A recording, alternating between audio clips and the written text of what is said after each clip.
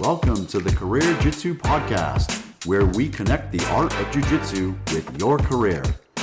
Our mission is to empower and inspire you with engaging conversations and valuable insights from people just like you who benefit from the shared relationship between your workplace and the art of Jiu-Jitsu, leading you to a more fulfilling and successful life. Hello, welcome to the CareerJitsu podcast. We are so excited today. We have Grace Nowak. We are going to do a podcast here with Grace and with Grace. Grace is a BJJ Black Belt and has a lot of experience in BJJ. And she also is a child care coordinator for the Children's Home of Jefferson County. She has a degree in psychology from Lesley University, and she has a wealth of experience in her career as well. So she is going to connect her career to the art of jiu-jitsu. So we are so excited to have you on, Grace. Thank you for coming to our podcast. No problem. Yes, Grace, this is going to be great. One of the great things we love is we love to have women on our show because we don't feel like there's enough females who take advantage of Brazilian Jiu-Jitsu. So we're going to hope to get some of your perspective on that and what it's like and what you've learned and some tips for women who are thinking about getting into BJJ. But before we do that, can you tell us a little bit about your career as a child care coordinator and what that entails? How'd you get into it? What you like about it? To be honest, when I was looking at jobs, I wanted to find something that fit my degree, but also paid me more. I used to work for a women's residence house for substance abuse, but it's nonprofit. You don't really get paid a lot for what you have to deal with. I love the job, but I was pregnant with my first child during that time, and I was like, this isn't worth it. And then I worked for the county for the office for the aging, and that was great, but it was also like boring. So then I just found the children's home, and it does seem like a lot being a care coordinator. Sometimes I have a caseload of like 25 kids, and they're all at different ratings, which basically means that's how many times you have to meet them a month, and what they might need a lot more than others. Like throughout the months, it depends. Can you tell us just a little about the children's home? Like what exactly In the kids general. live there? Kids live there full time or they visit? How does that work? So that part is, so we don't have like a home anymore. Like they don't have the, like, I guess you call it the orphanage foster home anymore, like on campus. What that is now is it's called a respite. So if kids need a break, like, or their families need a break from the kid, like both ways, the kid can voluntarily go. And instead of going like inpatient to like a mental health center, they'd be like, hey, I need a break. I'm going to go utilize respite. And they have like counselors on hand and like other staff that work with them. And they can still go to school and all that. And then go home actually whenever they want to. But they are allowed to stay there up to 2 weeks or longer if they need it. And then my program, what I'm involved in is I help connect families to resources. So like our respite, or maybe there's other respites too. We're not the only respite around, but I coordinate their care between like verbal therapists and like medication management and primary care doctors and dentists. I might connect them to the office for people with developmental disabilities if they need it. I'm making sure everyone's communicating with one another. You're the hub. You're basically the Yeah, hub I'm the hub. piece of Exactly. all the care that child would need. And Yes. it's children from 1 years old to 18 or They could literally be 0 months old if so they 0 to needed it. 18 Yep. basically. Wow, so you must see everything. You see a lot, and definitely you think you have a bad caseload, and then you hear about another person's caseload, you're like, "Wow, I got it easy." Yeah. But, yeah, there are a lot of sad stories. Some kids come from a lot of abuse, but then there's some kids, it's not really that they're coming from a lot of abuse, but they have, like, behavioral issues that have affected their school life. So, like, whether that's ADHD, maybe they just have a mood disorder, so they have depression, and that's affecting their school life. So you have to find ways to connect them to those resources. And sometimes schools, like, you would think schools and doctors and all that are great at communicating that they've done these things for the child, but they're not, because you talk to the parents, they have no idea what's going on with their Wow. kid. So it's definitely a helpful service. I've seen that more now as I've gotten more into the job. Because Do at first you it seemed like I was just an extra cook in the kitchen. Now I realize what's going So on. you personally engage, you have 25 kids, you engage with them, you talk to them, you understand their issues, their problems. So you connect like you form bonds, you must form bonds with these Oh, yeah. kids. Yep. I have one kid, we meet and we play Jenga, like, every time we meet.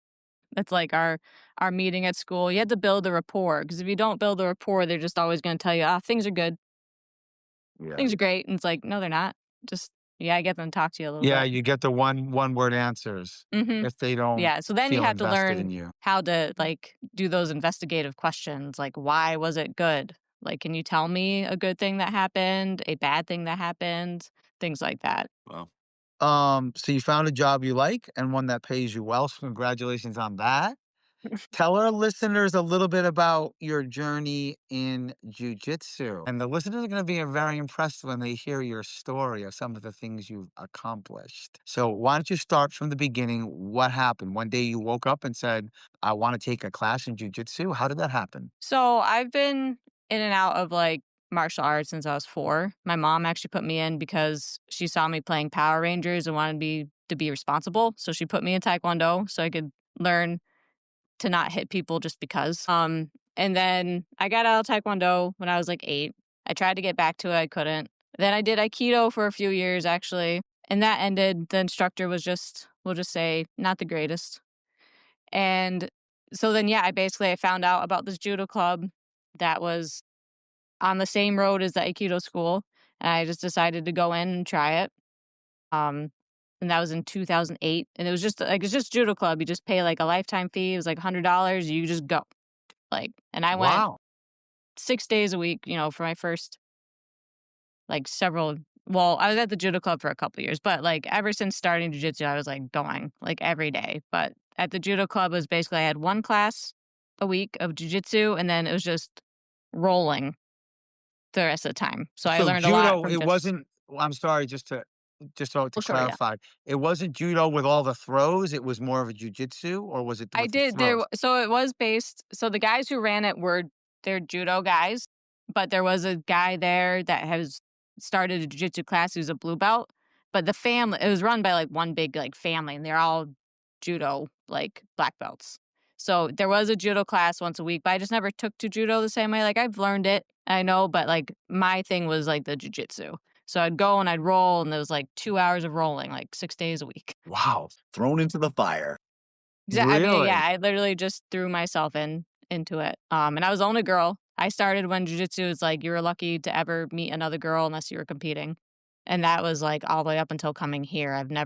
I didn't train with any girls up until like 2015. In 2009, so a year later, 2009, Jiu-Jitsu Nation opened up in Watertown, which was like an official jiu-jitsu school. So I did go there. And then that's actually where I met my current boyfriend, who is the father of my children. We met in jiu-jitsu. I bet Okay. him I could put him in a triangle, and I did. He didn't tap, but That's he one still way to got me get the respect, box. right? Right.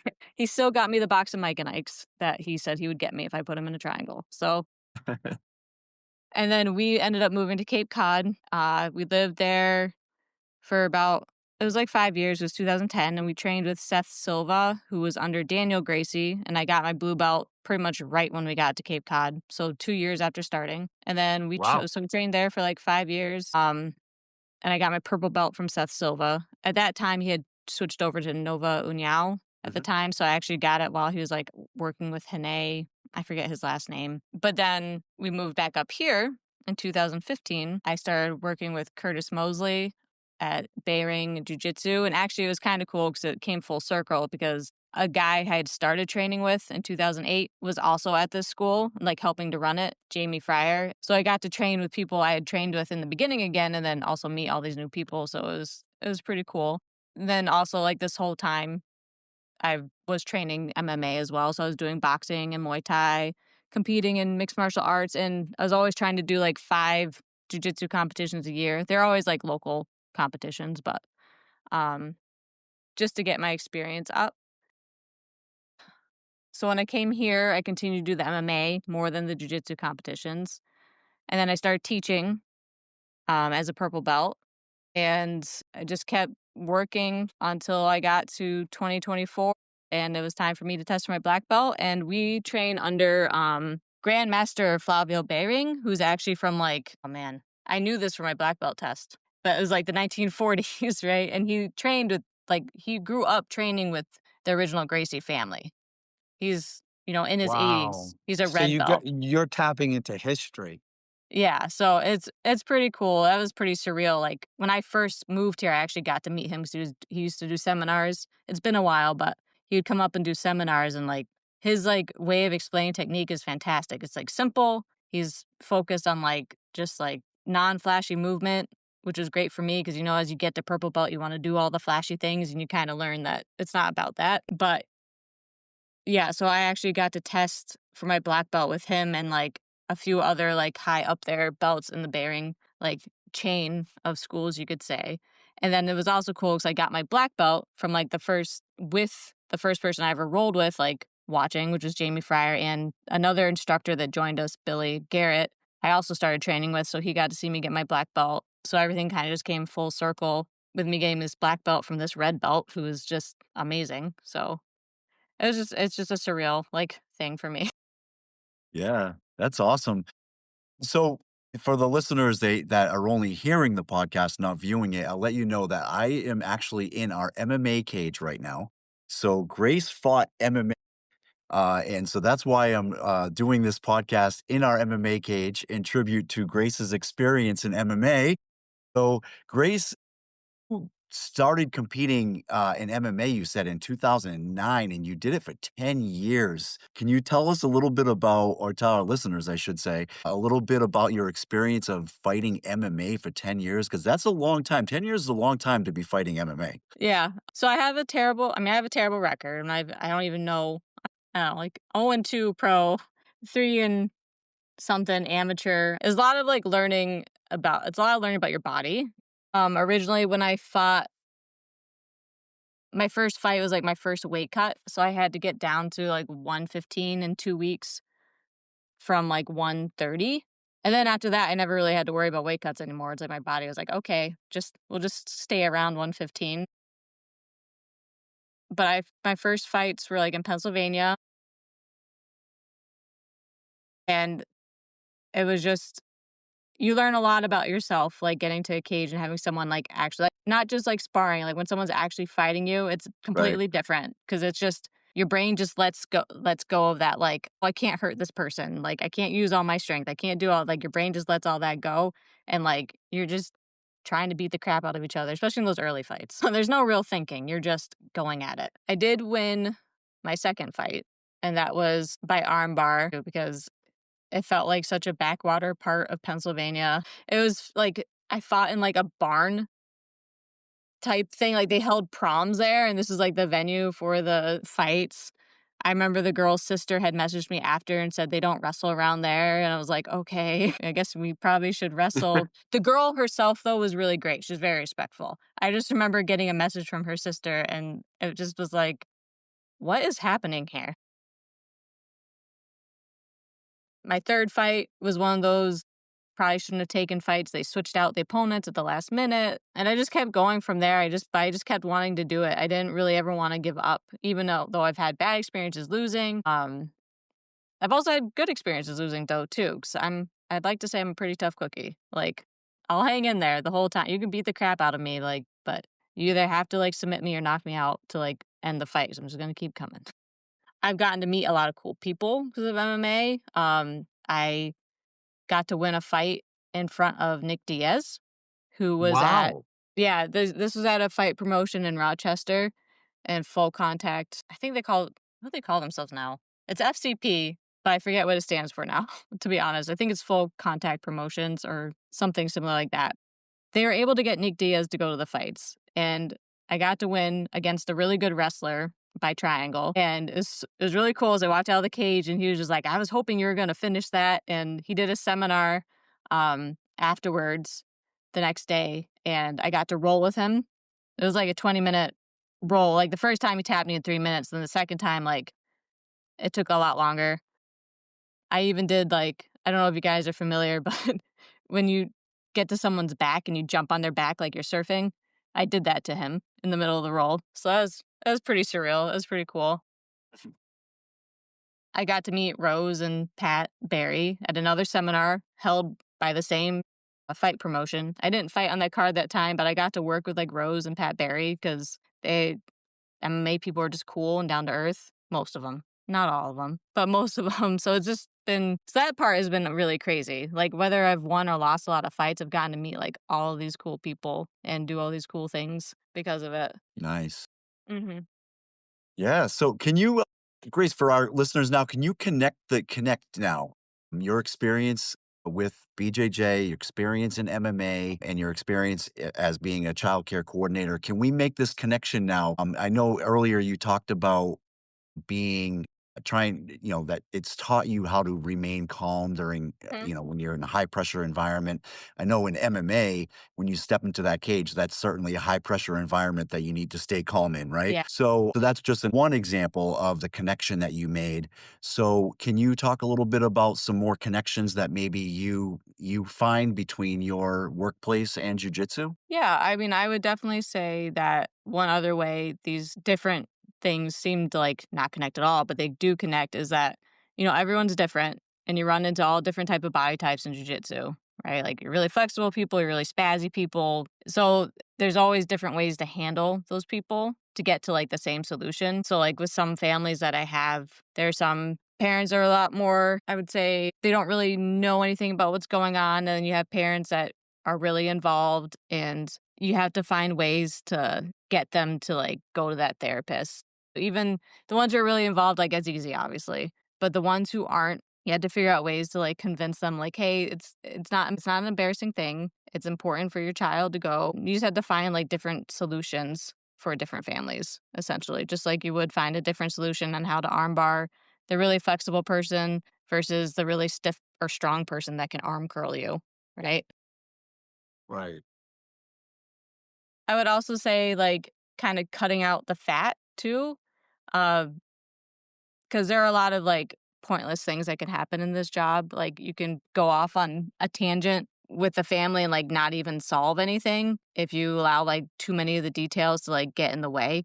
Because sometimes the family will start getting hyper focused on, like, one aspect of thing that's something that's going wrong with their child when it's, like, it's not just them missing the homework, there's something else going on here. In jujitsu, especially like I would say my style, I'm not very flashy. I like to just kind of get to the point, but I do have other like tricks up my sleeve in case like the one way doesn't work out, just like anything. The first way might not work out right away.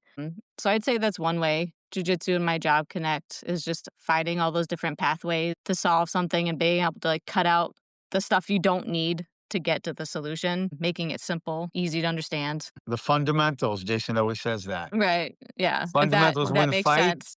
and fundamentals, win relationships and make you a more effective business person Yeah. as well. Yeah. And I definitely, especially like getting up there in the ranks and like just getting more experience as a person, a human being, it's definitely just you go right back to simple things. You don't you end up not doing that secret crazy De La Hiva Berimbolo Yeah. ankle block All the to all the triangle really are so race. Yeah. They're practiced still once in a while. fun. Yeah. But yes, fundamentals.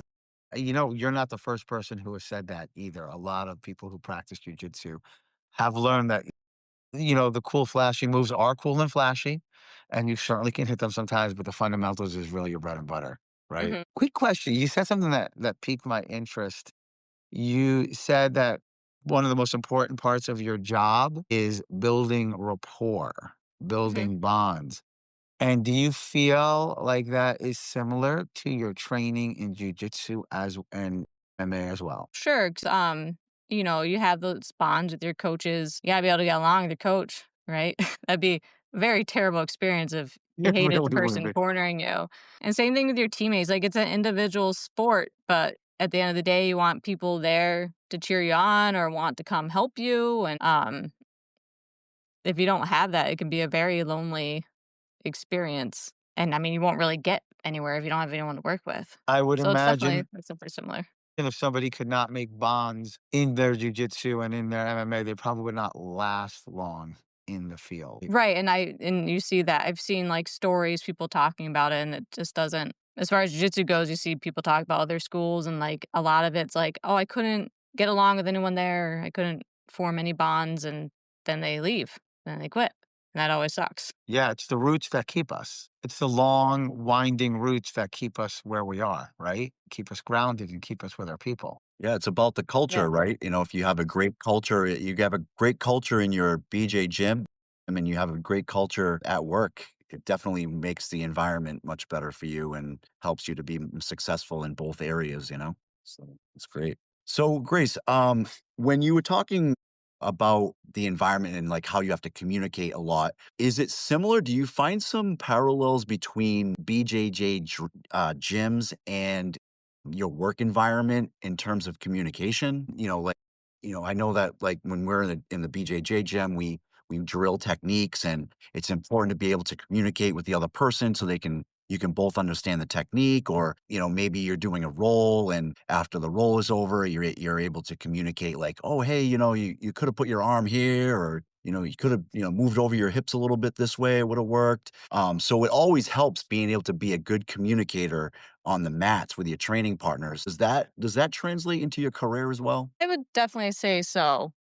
I would definitely say that it helps because I've run into situations where I will talk to family and they'll be like, "Oh, this service provider hasn't been doing anything for us," or they just tell me, "Oh, we don't know what they're doing." And I'm like, "Okay." Then I talk to the service provider and they're like, "Well, we've been doing all this stuff for them. I don't know what they're talking about." So then I had to get them on the same page to get them to understand, because maybe the family doesn't understand that the service provider has been doing anything for them, or like what the service provider is even doing. So I had to like tell them, well, they're working on like cognitive testing for school. For like instance, this was a provider that especially helps with school and like getting testing done. And the family said they didn't know what was going on. They had no idea if the kid was getting tested or not. And the service provider is like, no, this is definitely happening. I just have to go through these steps. So then I had to go back and explain it to the family. So yeah, it's definitely very similar in that Yeah, sense.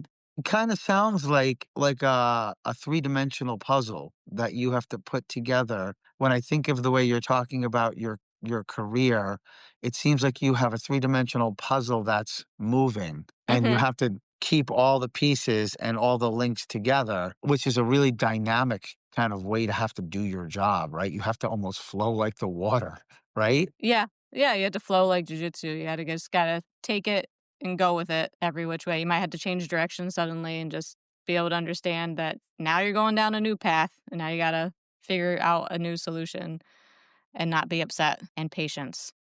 You need a lot of patience. Working with kids that are disadvantaged and facing adversity, you really do have to have compassion and patience, and, Mhm. jujitsu definitely teaches you patience because you can only improve so fast in jujitsu, Right. Yeah. right? But you wanna improve like this, but sometimes you improve like and sometimes it's just right? Right, it's just a plateau. It's just we've all plateaued, absolutely. I had a question. You said something very interesting to me. You said you had your pro fights, you had your amateur fights, you won some, you lost some. So I kind of picked up that you're like, but even the ones I lost, I had fun and I learned a ton and I met great people. That attitude is the attitude of somebody who's winning in life, who's like looking at things and saying, okay, I didn't get the result that I wanted, but boy, that journey was awesome and I'm going to be better on the next time I climb that mountain. Do you find that that experience makes you more resilient in your job and those characteristics carry over to what you do professionally? Sure, because I mean, there's a lot of times when it seems like you're not able to do anything for these families other than just like sit there and listen to their woes because you don't know how to help them at first. But then in that you get to know them better through that and build that rapport, and like you get to learn more from them. So you can eventually find a way to help them. So it's like, again, it's using that patience, just understanding that it might not be a win right away. You might have to like work at it, if that makes sense. Hmm. But yeah, I definitely, and being able to stay positive, because like I said, there's a lot of sad stories.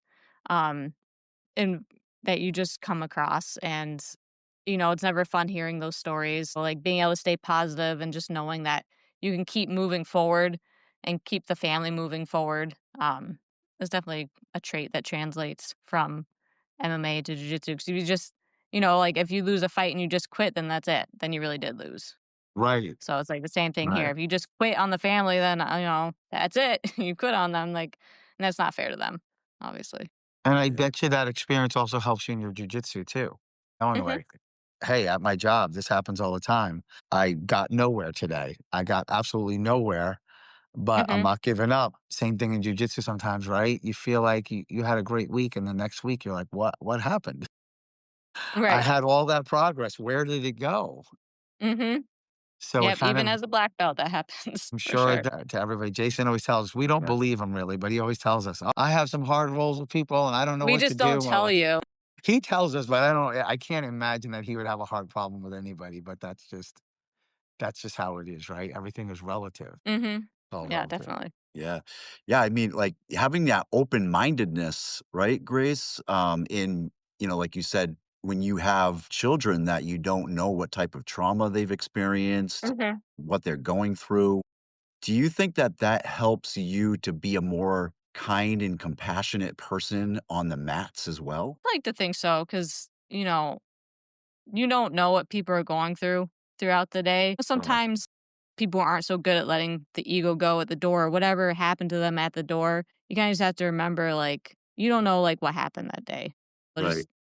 you just try to keep it, at light, keep them calm, just be understanding. Like, if they do something, it might not be personally against you. Right. I has nothing to do with you at all. So just, not to take things personally is definitely a big part of being on the mats. Yeah, I mean, I've had experiences in my gym where, somebody's training and they get really frustrated and upset. Mhm.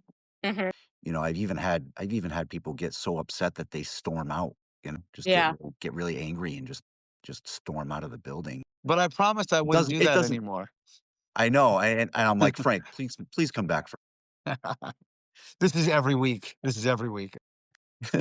Yeah, it's just I'm just kinda sick of doing it all the time for him, but, just thinking about writing a contract next time he does it, and I'm gonna have to Yeah. have I some get a There you go. surcharge of $50 every time I storm out. No, but in all seriousness though, we haven't had that happen often, but it has happened. And so your immediate reaction, I think my immediate reaction when somebody does that is like, "Man, what's his problem? Like what the hell, why did he get so upset?" And then Mhm. and I don't open my and not open my mind enough, I think, Mhm. in realizing that that person that just stormed up, got up and stormed out of the building, they've been going through something. Maybe they had a bad day. Maybe they have some trauma that I don't know about, Yeah. So that, this conversation is really important, I think, for BJJ practitioners to know and to understand how you need to be empathetic to your training partners because you don't know what they've gone through. And, also for you, you can translate that from the mats into your career as well and from your career to the mats, right? Yeah, being definitely. being a very empathetic person, you have no choice to be a very empathetic person in your career. Mhm. So For a second, I wanted to ask you about being a female in the art of jujitsu and what advice you might have for women who they're underrepresented in the sport, right? There's not, if you go to Mhm. any gym, there's not as many women as there are men, but the women who are there love it. They're like, more women should do Oh, this, yeah. right? What would you say to women? Like, explain a little bit about maybe the difference of being a woman going into jujitsu, and then what you would say as advice to a female who might be thinking of joining. Hmm. That's a That's hard. deep one. That's deep. Yeah, especially for me, because, like, when I got into I just threw myself into it, like, I didn't care. Like I said, I was the only girl, I was scrappy, I just fought. But I think, important advice going in is just looking at the culture of the gym. Like, are they inviting? Are they, like, family friendly? Are there other girls there who have stuck around and, like, enjoy being there? Do those girls feel ignored by, like, the rest of the population? Like, are the guys all willing to roll with them, etcetera? Are the girls all willing to roll with the guys? Like, are there a lot more guys than not that they don't like to roll with?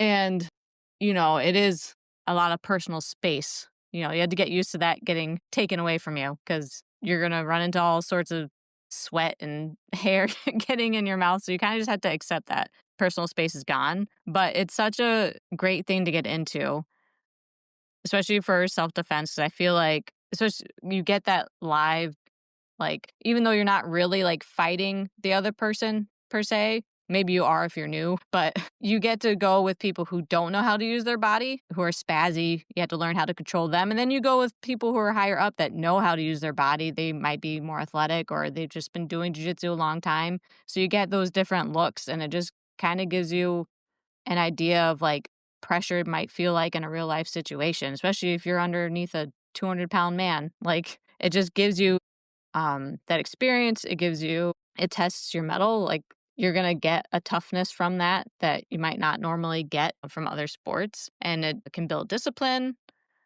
Um, then, I mean, it's just fun. It's a good way to connect to people and learn. And I'd say any woman who wants to get into it, like, important thing is to pay attention to again is just that gym culture and making sure like the people in general are like happy there and like they get along and they're not trying to gatekeep or push people out or you know, have weird cult like rules, like you can't train in other gyms. Right, right. Yeah, No, I mean, I that's great think advice. with so, like, with that on that concept, right? So you on the mats, like, you have to train, and you teach a lot too, right? Sometimes Yeah, are I you have a 'cause you're a black regular belt now, Sunday so class. Yep. okay. So when you are on the mats and you're teaching and you kinda have to manage, a lot of different types of people, little, body Yeah. types, where they're coming from, skill levels, right? So in that kinda setting for you as a teacher and needing the situation can be complex on the mats when you have, like, 10 people coming from all different backgrounds and skill levels, right? Right. And that is similar to also to your workplace, right? You have a lot of different, families that you have to try to find solutions to the problems with. Mhm. So, do you find that that has helped you to be, again, more open-minded to the different types of people that you're working with on the mats and at Definitely. I mean, you're especially in jiu-jitsu, you're gonna run into all different types of like cultures even of people that come in that just have different ways of looking at things or like maybe we live near an army base. Actually, I'm an army brat myself. I mean, I didn't move around a lot, but I grew up on an army base. So that in itself helps me dealing with all sorts of different types of people. So it's always important to keep in mind that people come from different walks of life, whether it's a different religion, whether it's different culture, different race. It can all affect how they view things. So you just kind of have to keep an open mind because you might do something that offends them. And you have to be open to the fact, like, of understanding, like, hey, I offended this person. I want to learn, like, why, and then fixing that so you don't do it again.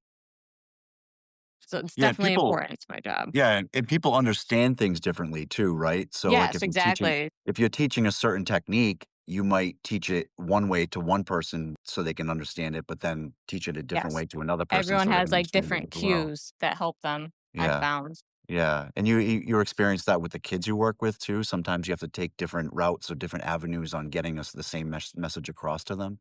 Oh, for sure. Yeah.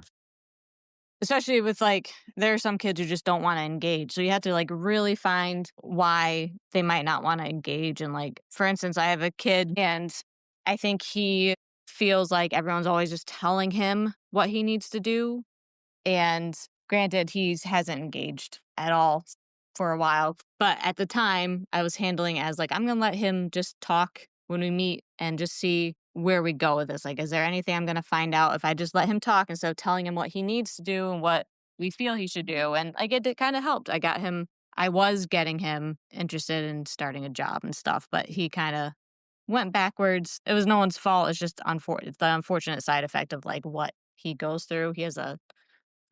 He could be schizophrenic. They haven't given him an official diagnosis yet, so it's kind of the unfortunate side effect to a diagnosis like that.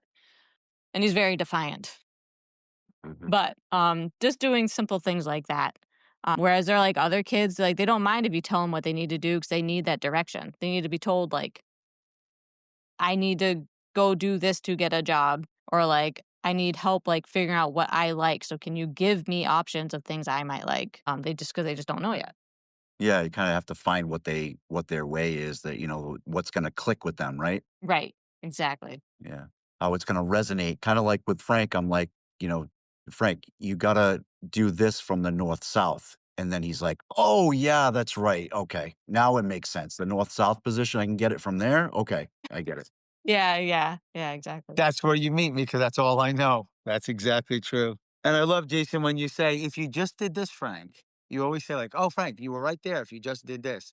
But I know deep down, if Right, I just did this, you would do something else. But right. it is good. You do have to be, adaptability is definitely And key. we've had the fortunate experience. You've had the fortunate experience, Frank, sorry to cut you off. You've had the fortunate experience as well to roll with Grace because Grace has been to our gym on a few different occasions. You've had a chance to roll with her, and you've I experienced have what it's like to have a female black belt, Here's the you thing, know, Grace and I rolling have with, right? trained together. We've trained together. We've done some resistance drills and some we've never rolled though. We got to roll next time, Grace. You haven't. Yeah, I think we've just done the resistance W ones. Yeah, Grace, you know what? I think he was ducking you. Yeah, Probably. very likely I he told you that just in he private, probably Jason. turned away and, like, had to go get a drink or something, you know? I told you that in private and now you just blasted all over. Jeez, Jason. I said, don't put me with her. I don't want to be with her. She's going to kill me. And now I'm on blast. Thanks a lot for that. No, Grace, next time you and I are gonna get a good roll in, definitely. I would love that, opportunity Yes, to definitely, roll for with you. sure. I'm sure I will learn a ton. Wow. Yeah. Well, this If you has been guys see, great. like, I Let's look get some down a lot takeaways. because This I'm is awesome. taking notes. I have so many notes here. Uh, wow, Grace, your story is just so impressive. The fact that you did MMA, amateur and pro, that's just so impressive. That is such even people who practice jujitsu and boxing and everything to actually get in the ring and do MMA, it takes a special kind of person to do that, a certain grit, a certain mettle. Kudos to you for putting yourself out there and doing that. That's just amazing. And you did say that you were maybe looking Well, forward to thank doing you. it again. So I hope that you do get a chance to do that again. I think that would be awesome. Thank you. I hope so too. I think you will. You seem like somebody who's very determined. I have a few things to wrap up of some of the great. I mean, I can't wrap it all up because you've given us so many pieces of wisdom and so many great things to think about. But I made a couple of stars next to some of the things you said. One of the things you said early on in our conversation was the power of staying optimistic. And you said that in your career, sometimes you look at a very sad situation and you're making progress by the inch or the centimeter or sometimes plateauing, but the power of staying optimistic always helps you prevail. I thought that was wonderful. And I think that's something for everybody to take away. I liked that you talked about how important your rapport is with your kids, with your caseload of 25 kids, and that rapport is the exact thing that makes you successful. And that also you told us that in an MMA environment or jiu-jitsu environment, if you don't have rapport, you're never gonna last. And building that rapport is important. Everybody who Right. has a successful career, I think, would agree with you on that. And it's just great to reinforce that. One thing you said that really stood out was cutting the fat. That's how you phrased it. Cutting the fat, staying focused, being on your fundamentals, the flashy moves. Everybody should have a couple in their back pocket.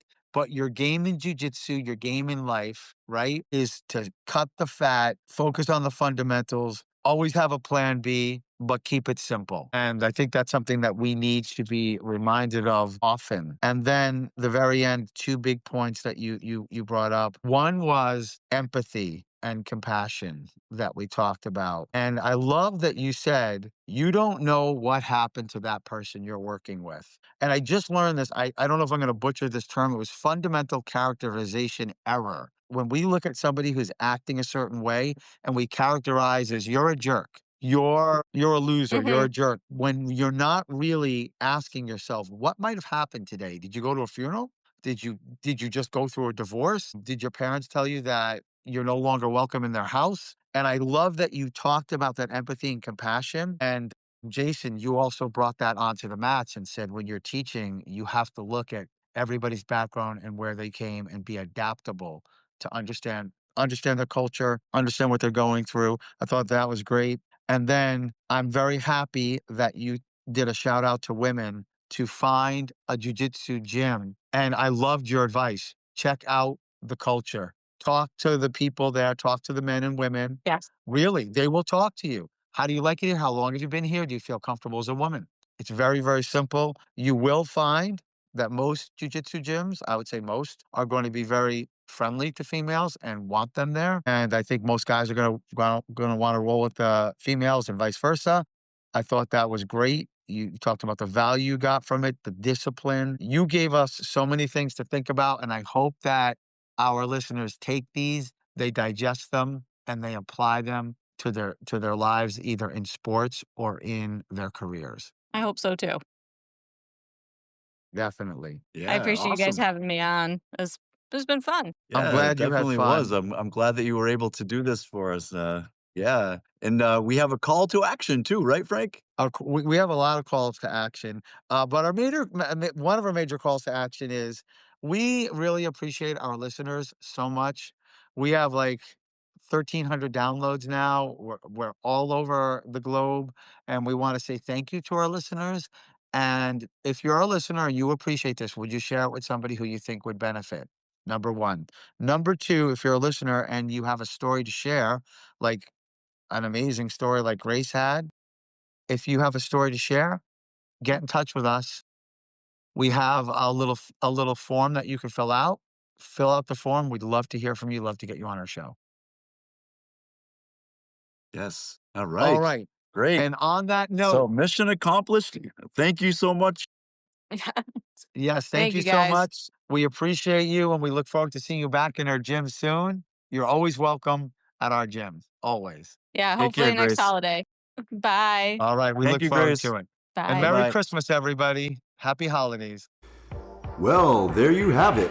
As we wrap up today's episode, let's take a moment to reflect on the powerful connections we've explored between the art of jiu-jitsu and your career. In your workplace and in jiu-jitsu, you learn to adapt and navigate challenges. So remember that persistence and the courage to embrace the lessons that you learn are the keys to your growth both on the mat and in your career.